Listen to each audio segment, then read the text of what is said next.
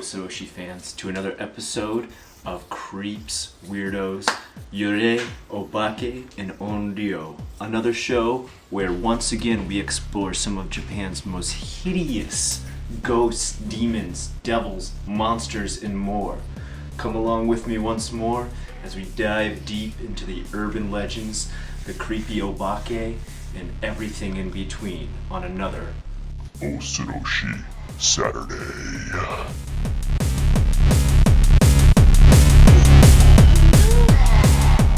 Our first little legend tonight is a pretty popular one. Probably you may have heard of it before. It's had a bit of a rotation in the urban legend genre here in Japan, and it's been around for quite a while. It mostly has been started in high schools and still rotates around high schools today, but I have people who are in their 40s and 50s who talk to me about how they had it in their own high school back when they went to school. And so it's been around for quite some time. The legend is Akai Manto. And if you're unfamiliar with Akai Manto, it is red mantle or red cape or red cloak or a giant robe that covers the whole body. That's actually what a mantle is. Manto is the katakana word, the borrow word for that exact piece of dress. Sometimes he's also known as Aoi Manto because he switches between the two colors of red and blue, and we're going to find out why right now when I read the legend.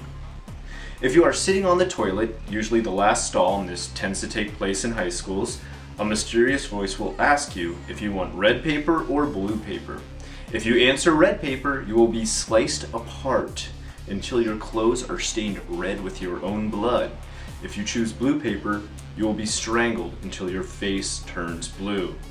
Any attempt to outsmart Akai Manto will result in him dragging you to the netherworld. And by this they mean if you decide to say like a different color like purple or green, ooh, I'm really smart and outsmarting you with these different colors. He's just gonna be like, screw that, come with me to hell. Or Shikoku, the world of the dead within Buddhism and Shintoism.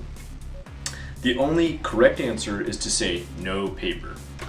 Let's get into a little bit about how this legend got started, what exactly is behind it, and stories that revolve around the actual real and fake mythos of how this exists in real life urban Japan. Now, within each prefecture in different part of Japan, this story starts to morph, it starts to change, and it has its own version. So if you've heard a different version of the story, you are not wrong and I am not wrong. We are both right, but there is a dichotomy in almost every one of these stories in which it has its own prefecture-based version. So let me read you a couple of alternate versions of this story and then give you kind of an origin story as well as to where this exactly came from. Okay, alternate versions. Akamanto is sometimes referred to as Aoi Manto, the blue cape.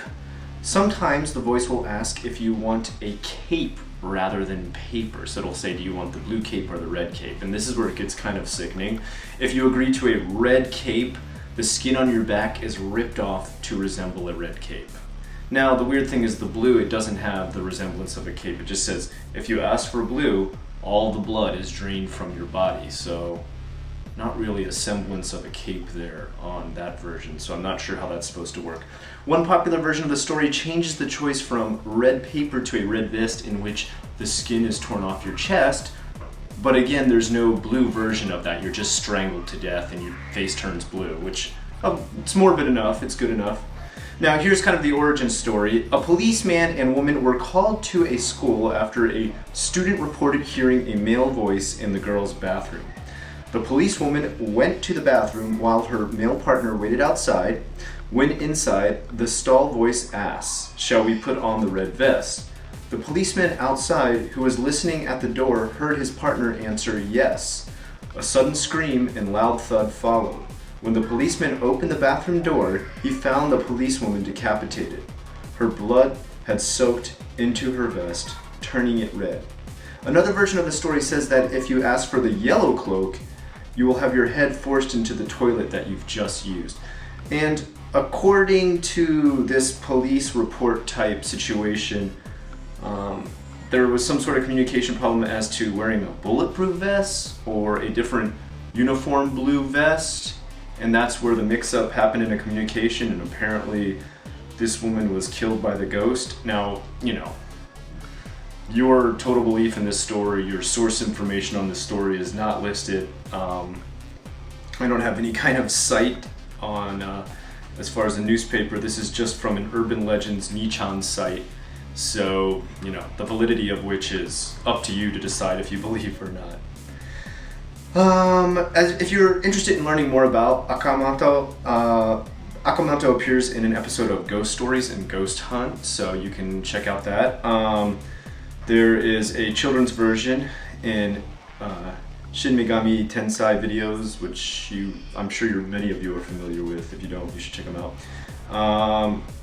And there's also Hell Teacher Nube, I believe, has an episode with Akamoto in it. So you can check those out. You can look up online. There's a lot of stuff on this creature, this character, whatever you want to say. Many believe it is an Onryo, which is a vengeful spirit. Many believe it has an Edo origin, a samurai origin, in which the cloak was an honor-bound item. They, of course, betrayed the honor of the cloak that their samurai clan was attached to, in which case they were murdered, massacred, tortured, or punished in some way in which the skin was stripped from their body, and they were made to wear the cape of their own skin as kind of, I guess, making them relish as a pariah and kind of soak in the torment and pain of betraying their own clan. So that's kind of the origin of this story. Whether or not things like that actually happen, I have no proof of. I have no historical reference as far as that, but apparently that's where this comes from. And with that said, let's move on to another creature. Our next little creature, person, Onryo, Yurei, or whatever you want to call this one, which I'm not really too sure. I guess I would say this is kind of an Onryo, a vengeful ghost, if you will. If that's roughly translated, it comes out to vengeful ghost, is Hanako-san, and that is Hanako-san, and also known as Toire no Hanako-san, and that just means Miss Hanako of the toilet. And at first this sounds very humorous, like how can a ghost from the toilet be scary? But this is a very well-known and still to this day talked about kind of Bloody Mary version in Japan of a ghost in a bathroom that will come after you. In America, of course, many of you know Bloody Mary. Depending on where you're from and how the story goes, we look into the mirror, we turn around a certain amount of times, we say Bloody Mary's name over and over again, she comes out and she attacks us. It's kind of the same thing that we're dealing with here with Hanako-san, except it deals with a toilet. And so let me just go ahead and read the legend. According to the legend, a person who goes into the third stall in the girls' bathroom, now you're going to see this number 3 quite a bit, on the 3rd floor, and knocks 3 times before asking, "Are you there, Hanako-san?" will hear a voice, "I'm here." If the person chooses to enter the stall, there will be a small girl in a red skirt waiting for them. Hanako-san is a popular and widespread urban legend, often played by school children as a rite of courage or method of hazing for new students. It is similar to Bloody Mary, so you can see here the reference, same as I said, as urban legends in Western schools. So very close similarity. Now you're probably wondering, what does she do when she attacks you? Well, this is where variations start to happen, and this actually goes prefecture by prefecture, Yamagata, Iwate, and Kanagawa prefecture all having their own versions of what happens. So what I'm going to go ahead and do is just go down this forking path and read you each version. Hanako-san has been noted to have various origins and behaviors depending on the area or school, and is widespread legend across Japan. Her appearance can also be different, but is usually that of a young girl with bobbed hair in a red skirt. She can either be mischievous or benign. So it's kind of up to the prefecture. Yamagata Prefecture. After Hanako-san has answered and one enters the stall, he or she will find and be eaten by a 3-headed demon who has mimicked the girl's voice. So I guess they do not actually come across this red-skirted girl. They meet a demon from Shikoku, the legend or area of death. Creepy. Iwate Prefecture. After one has called Hanako-san, a large white hand emerges from the door. Now, I've also heard this one a little bit different. I've heard it that they go in there, nobody's in the toilet, and they sit down, and this hand comes up and pulls them into the toilet, like literally pulling them through the piping and crushing their bones and everything. It's pretty sickening. There's actually been scenes like this in Japanese horror movies. Kanagawa Prefecture, after one has called her, a blood-stained hand will appear. This one too, also they tend to pull them under and through the piping. Hanako was a common and typical girl's name in Japan during the 1950s when the legend began. So there's your little bit of origin story there at the end. Films. There's actually a film just called Hanako, and you can watch that. It's so. Shinsei Toire no Hanako-san, which was a little better. I've watched almost every horror movie possible, and Hanako of the Toilet is probably your best one. It came out 2013, so just last year.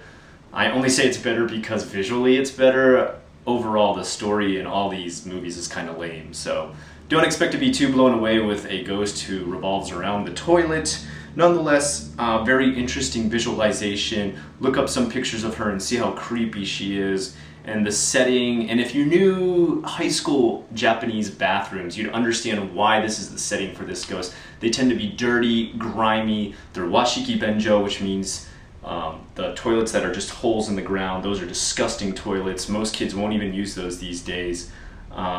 They're sometimes very difficult to use depending on how tall and how big you are. For example, me, sometimes I can't even sit down and get my knees against the wall.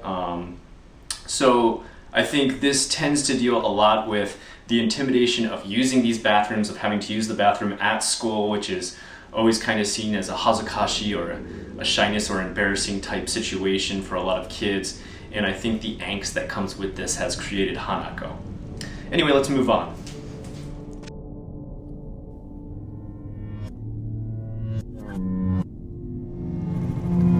This next one is one of the stranger creatures I've ever read about in Japanese urban legends, myths, monsters, mythos, whatever you want to call it. And this is called three-legged Rika-chan, or three-legged Rika doll. Rika-chan, if you don't know what chan means, just like endearing term for little miss nantoka nantoka, okay? So it's like san or kun or something like that. That's a title in Japan. Three-legged Rika-chan, also known as San Bonashi no Rika-chan, which means she has 3 legs. Not really that exciting of a translation. It's really weird. Let me go ahead and just read you the legend. If a girl enters a toilet at her school, it has to only be a girl in the girl's bathroom, this can't happen in the boys' bathroom, and finds a Rika-chan doll on the floor with a purple 3rd leg, she will lose one of her own legs shortly after seeing the doll. She will then grow a purple leg in place of the dismembered limb or rotted off limb or whatever, and this is not a functional leg until it eventually starts to take over her body, causing her to do evil things and eventually driving her to death. So I guess it's kind of like the Hand in Evil Dead, where he has to chop off his own hand because it takes over his whole body. There's a couple stories around this, and there's even some movies around this type of doll and this type of possession. A lot of time in Japan you start to see possession not fully take hold of the whole person, but take hold of parts of their body. And this comes from old Edo era court cases in which people seriously believe that spirits didn't take full possession of their body, or that they weren't possessed, but parts of their body were possessed, and they blamed those parts of their body so that they could escape death by saying, well, look, I didn't do it, it was my possessed hand, just cut off my one hand, or just cut off my leg. And it sounds severe, but the other choice was death. So if you had a choice between die or have one of your limbs cut off, what would you choose? And this is where we're brought back to this story. Rika-chan dolls are a popular brand of toy in Japan, and the legend also has an origination in the personification of inanimate objects, which happens a lot in Japan. And dolls have a huge presence in Japan. For instance, one of the most creepy origin stories is a doll we have in Japan from a long time ago. They're not really used too much anymore. If they are, they're sold as kind of a unique omiyage type item. And these dolls were given to people who were asked to kill their children in their village. And you're wondering, why the heck would anybody ask you to kill your own child? Well, we're talking once again Edo era, it's samurai era, and if a village population started to grow too big to a point where everybody in the village could not be fed, the poorest and least wealthy and least known, untouchable kind of Barakuman family would be asked to kill a child that they had not planned to have. And in its place, the town would make them a doll that they could put in the crib that they had prepared for that child to be born. And that's just supposed to console them, which, I mean, that just seems incredibly dark. I don't know how anyone could think a doll could replace a child, but that was the practice at the time. These dolls are still sold. They look very different if you look them up online, but they're sold as kind of an omiyage, sort of a thing you would buy from a town that had that history within it. And they're seen more as a cuter object now, not quite as creepy. Their faces are very square, very rough looking, looking very, very old Edo era Japanese. So that's a little bit of the intertwining of dolls and horror in Japan. Alright, just to go ahead and close this out, I'm going to hit you up with a bunch of stories really fast. You're going to get a little more than 4 like you might have expected with the last episode. I'm going to go ahead and do a rundown on kind of urban legends that are short, unique, not really spoken about too much, but have a little blip in the whole history of urban legends here in Japan. I'm going to go ahead and start first with one called Fatal Fair. This story concerns a lone taxi driver making his way along a road during the night. The legend goes that a person will suddenly appear from the night in the darkness and hail the taxi. This person will only ever sit in the back of the car, which is pretty common in Japan. You don't usually sit next to the driver, and will ask to be taken to the place the driver has never heard of. Then the driver mentions that he's never been there. They assure that they can find the place and will give directions. The passenger then feeds the driver increasingly complex directions, which leads them down streets, alleys, through many towns, and even some instances all the way from the city into the countryside. After traveling this distance and still seemingly no closer to the destination, the driver becomes uneasy. He turns around to the back seat to ask the passenger exactly where they are, but he is suddenly shocked to find the passenger has vanished. The taxi driver turns back to the steering wheel, only to drive off the edge of a cliff.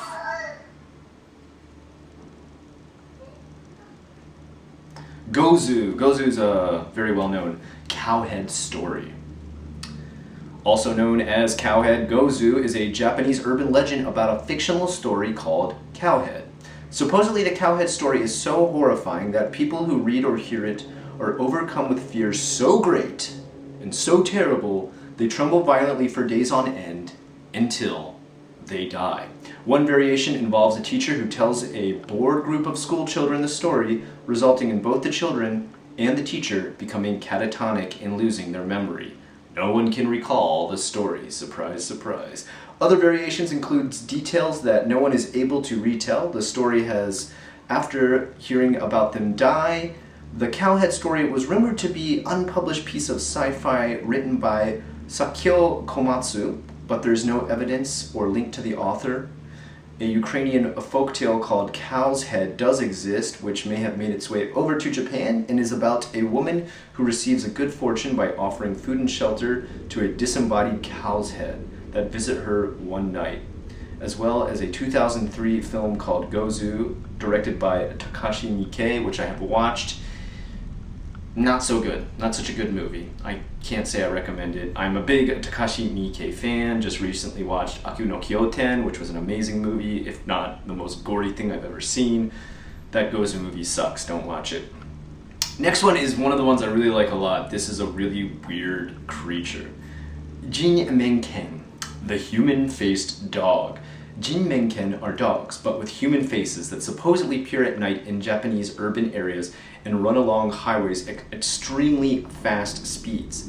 The Jinmenken can also talk, but reports that they either tend to be rude or ask to be left alone.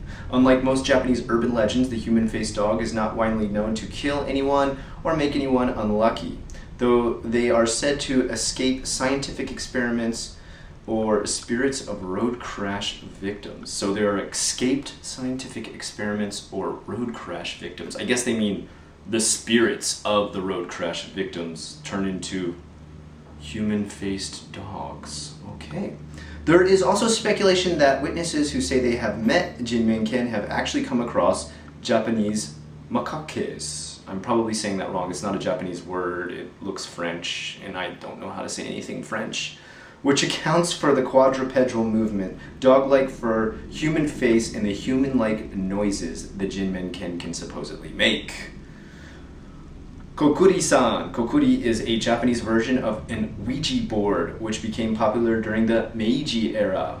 Rather than using a pre-bought board with letters and a planchette, players write down hiragana characters and place their fingers on a coin. Tends to be a 5-piece or 50-piece coin because they have a hole in the middle.